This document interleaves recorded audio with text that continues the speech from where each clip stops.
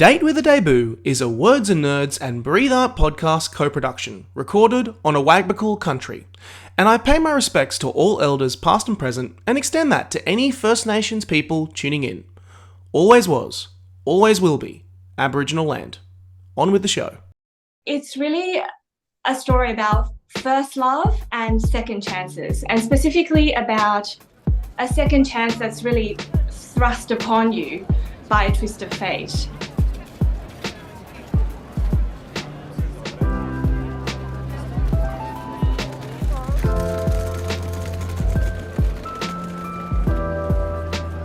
Hello, my name is Nick Wasiliev, former host of podcast Tell Me What to Read, author of When Men Cry, and today we are continuing our series with Words and Nerds, shining a light on debut novelists and their journey to publication. If you are looking for a new book to devour, this is the place to be. You looking for writing inspiration, this is the place to be.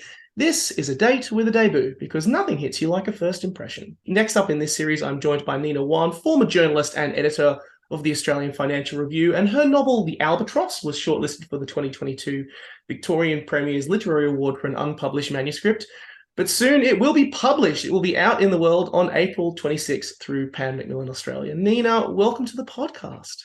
Hello, I'm so glad to meet you, Nick, and to be talking about my novel, The Albatross. You're very, very welcome. Love having you here. And in typical fun date fashion, let's start off by telling us a bit about yourself. First of all, being a journalist, but also how you came to start your writing journey. I've always wanted to write, actually, from a very young age, but I had a very pragmatic, practical type of father who believed that you needed to sort of have a proper career and be able to put food on the table before you can sort of do that kind of creative exercise. So I actually went and studied commerce law at uni and worked a little bit in investment banking and then on to financial journalism at the Australian Financial Review. Right now, I actually work as an advisor in the government. So I suppose writing's always been something that's kind of on the back of my mind, but I really didn't properly sit down and try to focus on that till 2020 during lockdown. At the time, I had two kids that were home being homeschooled. I had my husband working from home. I was working from home myself. And I think the world was just getting a little bit chaotic, to be honest. And I needed to find that space of sanity for myself. And so I said, okay, well, I've always had this idea of writing The Albatross. At the time, it obviously wasn't called The Albatross, but I just had sort of an inkling of an idea.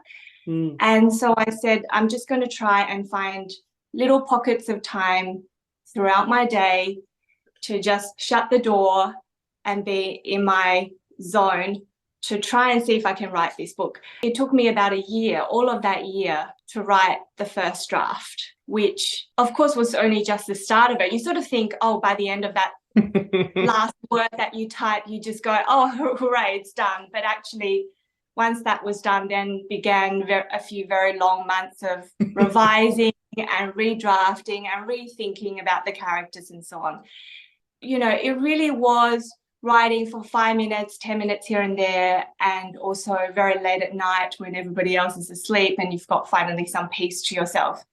So very erratic way of writing, but I got there in the end. That sounds like an amazing feat, first of all, to the fact that you've had to find time in terms of having the entire family at home, kids who need your attention, and you still manage to find time to squeeze a 5 or 10 minutes every so often to keep that momentum going and to keep that going. So tip of the hat to you. That's a feat in itself.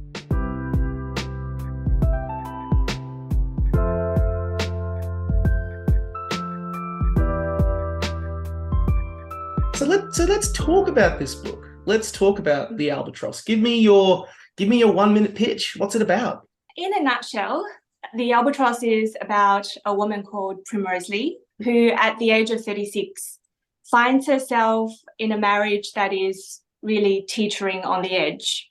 And at the same time, by coincidence, the boy that she loved 20 years ago has moved into the big house across the street.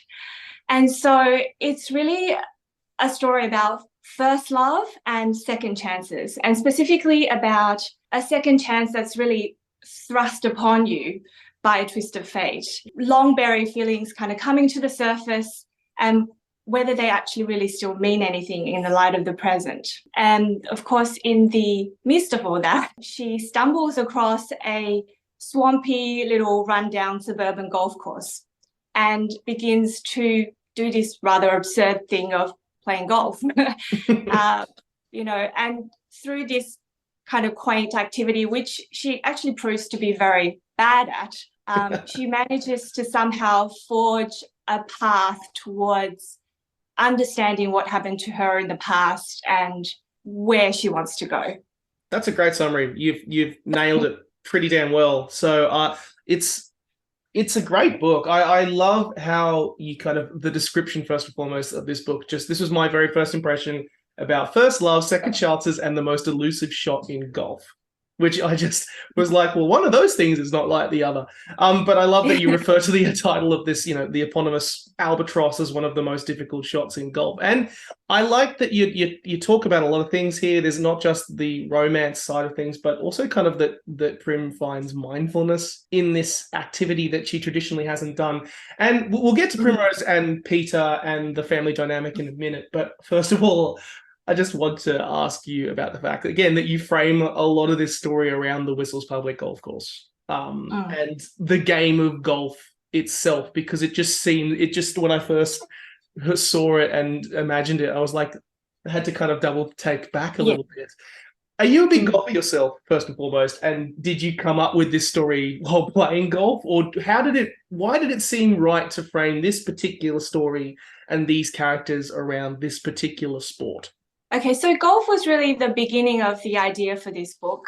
Several years ago, I found myself in the middle of a swampy little suburban golf course. It was called the Elstonwick Public Golf Course, which no longer exists anymore. It was sort of in the last days of its existence, actually, when I got there. And I was there because I found myself in a particularly turbulent point in my life. I had a husband who was really battling with cancer. I had young children and I was trying very hard to sort of hold myself together. And one day my husband kind of said, why don't you take up golf as a way of, I suppose, kind of try and getting yourself out of, this dynamic hole that you're in. The idea was absurd, but I mean, everything that was happening to me at the time was absurd. So I thought, well, it can't hurt. So I went down to the old Elstonwick golf course, and I actually, to my own surprise, found it to be an extremely meditative and actually a very medicinal experience. The first rule in the golf book is to play the course as you find it and to play the ball as it lies. And so actually it's really a lesson in acceptance, in sort of accepting the environment in which you find yourself and trying to do your best with those elements that are already there for you. It's about kind of almost like saying, okay, there's no way I can control the direction of the wind, the way the grass is cut on that particular day, the moisture in the ground, a little twig that's lying in the grass. All of those things are going to affect how you play, and you're just going to have to deal with that. And at some point during those weeks that I was playing golf there, it became a bit of a broader realization, which is that a lot of the things that were happening in my life were beyond my control. And it's better to, I suppose, in a way, accept them and carry the weight of them on your shoulders and just move on. And so I found that to be, a very strangely kind of enlightening and philosophical experience, which I never actually expected to have on a golf course. But it just so happened that was what happened. And because I was playing during the winter time, it rained a lot, being a typical Melbourne winter. And so I used to play in the rain, and that kind of became the opening scene of the book, which is of Primrose, just doing this absurd thing of getting a golf club and going out into the storm and having a hit. this whole feeling that you touched on. This is the reason why I wanted to ask this. It's translated to the book and made me look at golf in ways that I previously, because I'm not familiar with golf at all. So just the idea of it's a great mindfulness and present moment exercise that fitted so naturally, and it's made me now look at previous golf snippets or whatever that I might have caught it in whenever coming across online, and suddenly going, now I kind of see an extra dimension to this, how this whole thing works, and it's actually, I can now see why it would be a very meditative space to be in, and a great reset if you are going through particularly troubled times. You crafted that extremely well in this book, and it felt like a character in its own way a little bit, this place that Prim could escape to throughout the book. Absolutely. I mean, prior to going onto that golf course, I mean, my impression of golf was really kind of like Tiger Woods, that sort of thing. But actually, if you go to your local public golf course on an ordinary weekday, what you will find is all sorts of different people, and there are a lot of people that play by themselves. So it's kind of like it becomes a solitary exercise where, you're not really playing against anyone. You're just really playing against yourself and your own mental state, I suppose. And it's a game that is deceptively difficult. I mean, it seems easy enough to get a small ball into a hole over there, but it's actually so difficult because there are so many variables in the environment in which you are playing that you can't control. Golfers are very hopeful people. They're very optimistic. You put the most pessimistic person on a golf course, they become an optimist. They think they can do it, so there's this sort of like constant sort of exercise of just trying to get there. The great British golfer Ted Ray once said, "It took me 40 years to realize that I can't play golf." and that's a mental process that goes through every golfer's head, that they think they should be able to do this, but it's just so difficult. And I think it's the difficulty of it that sort of keeps people coming back again and again. Absolutely. And it just as a place of escape. And I love that Primrose kind of gravitates this, because she's in such an interesting place in this story.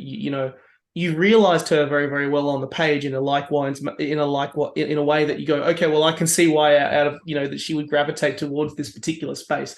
She's in her mid-30s, this dynamic in her marriage is really, it's all over the place. And, there is also a clock, the clock of, her brother-in-law coming as well, that kind of just looms over a decent portion of the story. And then, of course, you've got Peter. This old flame who just happened to move across the street. Talk about tempting.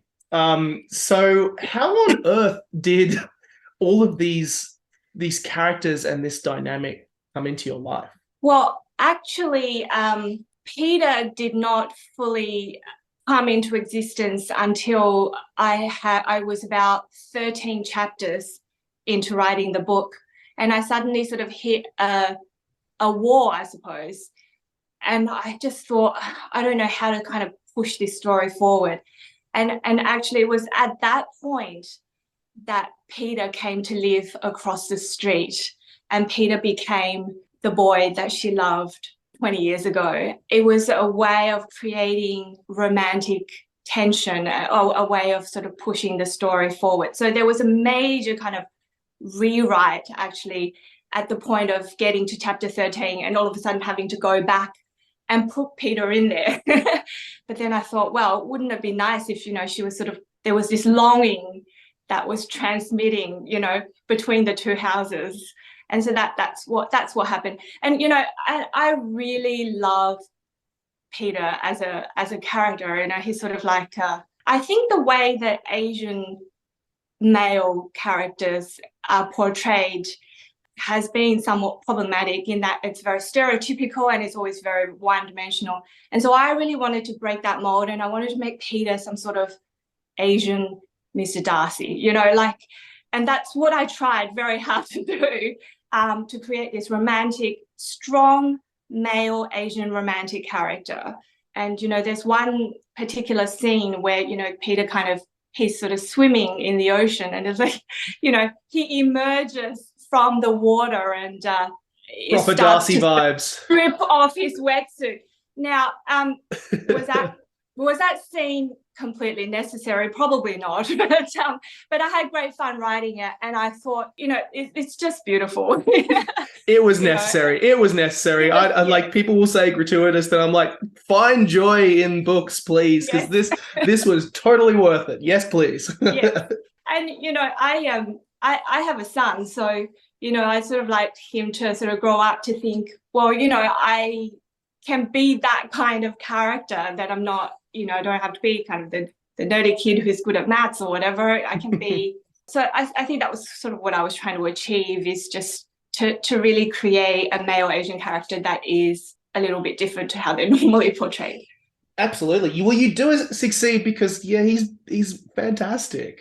Peter is really, really great, and you really get Primrose's perspective on it beautifully. You realize it really nice, this kind of dynamic, and also, again, all of the things that make her feel the way she is feeling herself. You weave it together really, really nicely. And as alluded to earlier, and I'm going to try and keep this as vague as possible, because for spoiler reasons, because I want people to go and buy this amazing book. Prim is very much caught in this particular space, and you're in that space in marriage where you've passed the lovey-dovey side of things, and it becomes the work section, the section where it's the day-to-day. And you contrast that really nicely with those, tried and true motifs. Again, I love that you referenced Mr. Darcy, where all of those great motifs come from, of old flames and love and desire contrasting with family obligation, which it just plays my heart like a fiddle. And I love it so much. Why did this particular space of love and marriage and the contrasting of it appeal to you as a dynamic to explore in this story? Because again, it's been explored a lot, but there was something about the way that you did it in this particular book, in a way that was just, it felt new, it felt fresh, and it was something that all the ththings that were there were stuff that I loved. I think that once you've been married a certain number of years and you sort of lived life a little bit, there's a lot of richness that, you gain from that you think will translate really well onto the page. And so I suppose that's sort of what I wanted to explore, was that kind of complexity, I suppose, of, like you say, that a marriage, so once you pass that kind of honeymoon phase, and once you've had a bit of trauma thrown in through the husband's illness and so on, it becomes extremely complicated. But it's that complication that kind of attracts people, it makes the story more interesting. When I first started writing this book, I thought that it was going to be a book about the journey of these two people in a marriage, somehow that they would come out of this illness and kind of rediscover their love for each other. And it's a story about a marriage being kind of mended, which is kind of like a lovely, I think, idea to explore. But somehow in the process of writing, it just went in a different direction. And, and it didn't feel like it would necessarily work out for Primrose and her husband. It just felt like their lives were a little bit more complicated than that. And it was just sort of my way of exploring the complexities of your own internal feelings, and how one person can maybe love two people, and one can be caught in a very difficult situation given the circumstances that surround her.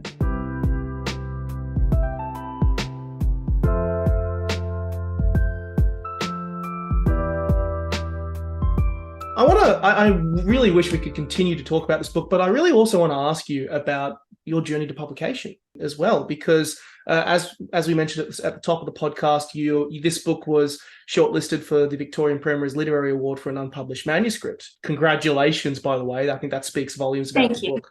What was that journey to publication like? You write this book, you have your first draft, you've obviously gone through a very vigorous editing process. What happened next?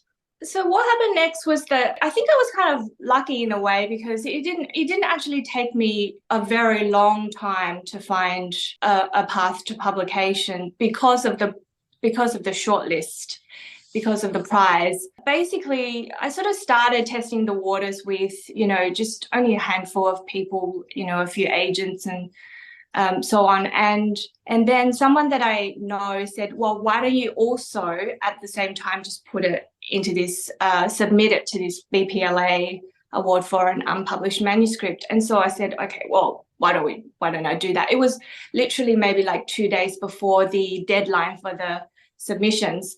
So the timing was there. And so I sent it in, and I didn't really hear back, and I didn't really kind of expect to hear back, I suppose. Then a few months down the track, someone called from the Wheeler Centre and said, oh, you got shortlisted.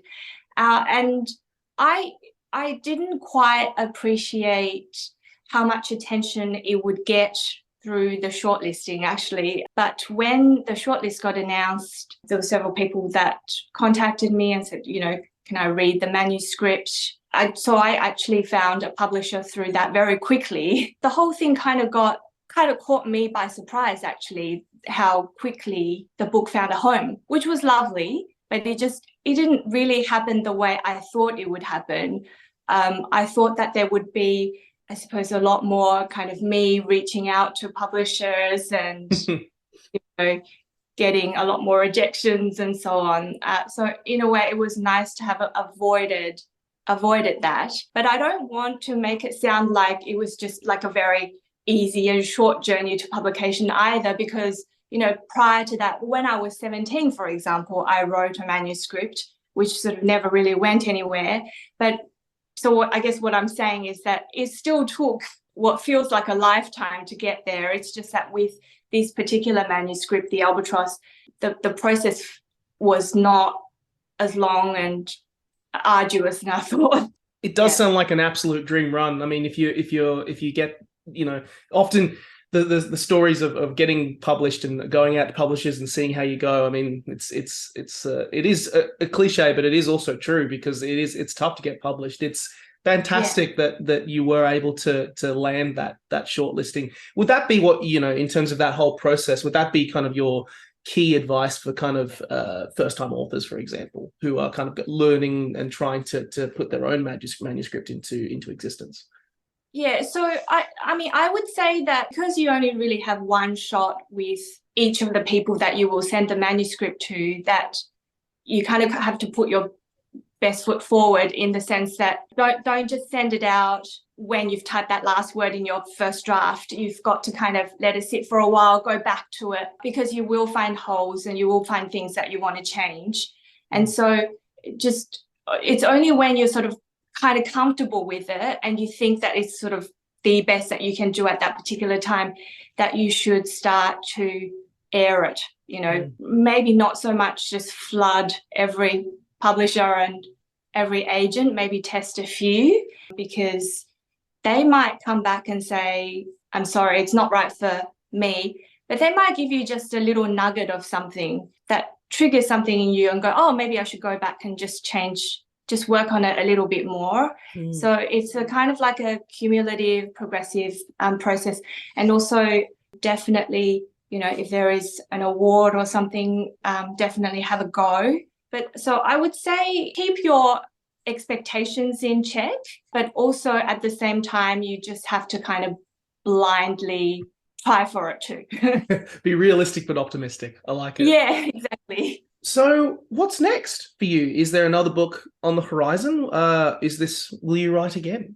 So I'm actually working on a second book, but it's at a very early stage. I've only got about 3 chapters or something like that. I think it will be another love story, because I think I'm actually incapable of writing anything other than love stories. My husband, I think, was mildly disappointed that I didn't go into sort of the science fiction genre or something. But I think, emotionally, I'm just more triggered by themes around love and so on. It's very early days, so it's sort of very hard to say where it's even going. I'm one of those people that really, I just sort of start typing and see where it takes me. Yeah, so I don't plan anything out really, and which is why Peter, in the Albatross only appeared once I got to chapter 13. Then I had to go back because I just don't plan. I think it's just the way I work best, and I guess different people will work differently, but so we'll see, and that's, we'll see where it takes me, but that's the exciting thing, is sort of starting to write something and actually not knowing.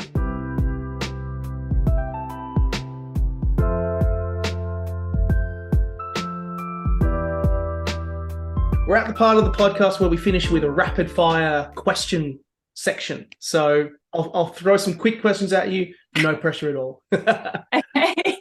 Do you have a favorite book that you've read in the last 12 months? This is pretty shameful, but I actually haven't had time to read anything over the last 12 months. But I started reading a little bit of Joan Didion because, I can sort of read one article and that's sort of like, that's done, I don't have to sort of necessarily need to keep going to see what happens at the end of the novel, sort of thing.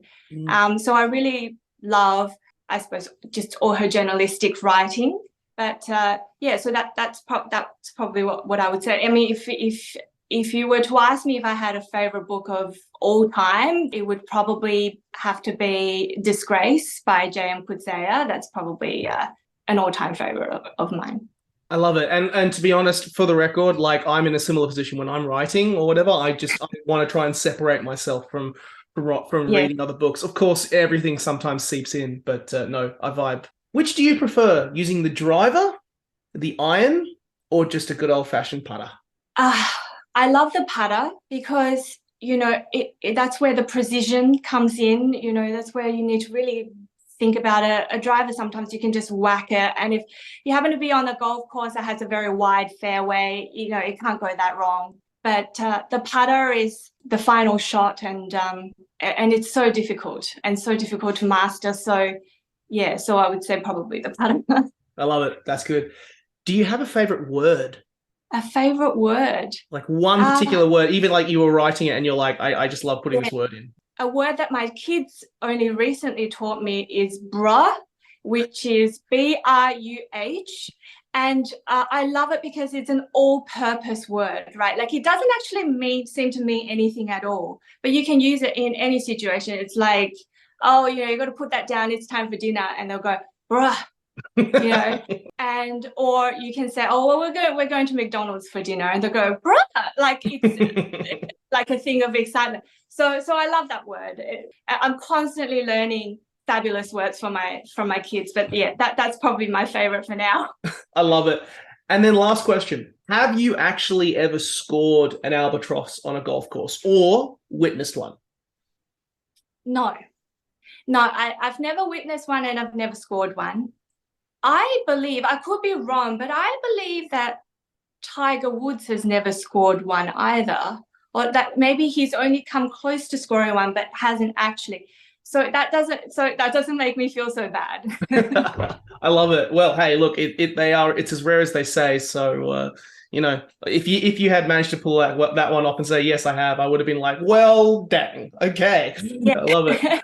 I could honestly chat to you all day, Nina, but unfortunately we have run out of time. So I'm going to simply finish off by saying thank you so much. You should be really proud of this book, and it was a real pleasure to chat with you. Thank you, Nick. It was such a pleasure to have a chat with you too. And, I could talk about the Albatross all day, but maybe we'll have another opportunity sometime. I hope so. It would be really lovely. And for all of our listeners as well, if this book appeals to you, go and get The Albatross. It's published by Macmillan. And if you like the show, drop Words and Nerds a review. Let us know what you think and also who you'd like to hear from next.